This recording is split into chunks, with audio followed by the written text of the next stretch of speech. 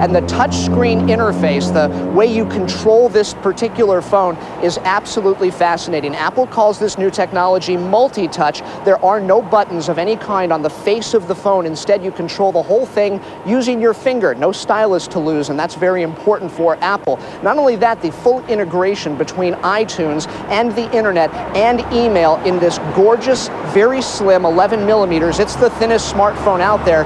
Really, the market has seen nothing like this before.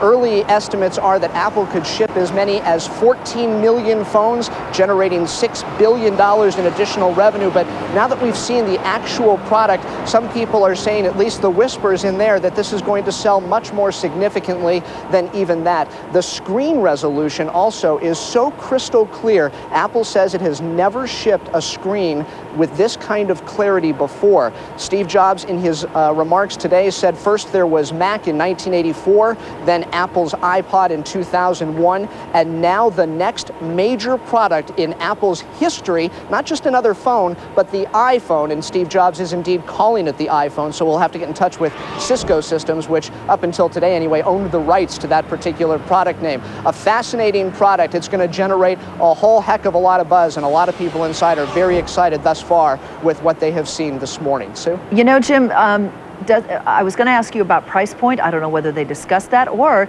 you know, given the innovation and the style of Apple products and the cool factor of Apple products, does price point even matter? Price point is likely not going to matter. It looks like consumers will likely pay a premium for this. He's discussing price point as we speak. The Wall Street Journal did report this morning plans from Singular to offer this phone. We can confirm that now, that Singular indeed will be the carrier on the new iPhone. I should also tell you that Steve Jobs took careful pains through the course of his presentation today to spotlight Motorola's Q, RIM's BlackBerry, Palm's Trio, Nokia's E62, all very popular smartphones on the market. He says all of them are a complete waste of time when you put them up against Apple's new iPhone. That might be a lot of bluster from Steve Jobs, but really the competitive shot has been fired across their bows, and those are stocks that you'll also want to follow today. And we are indeed. Jim Goldman, thank you so much.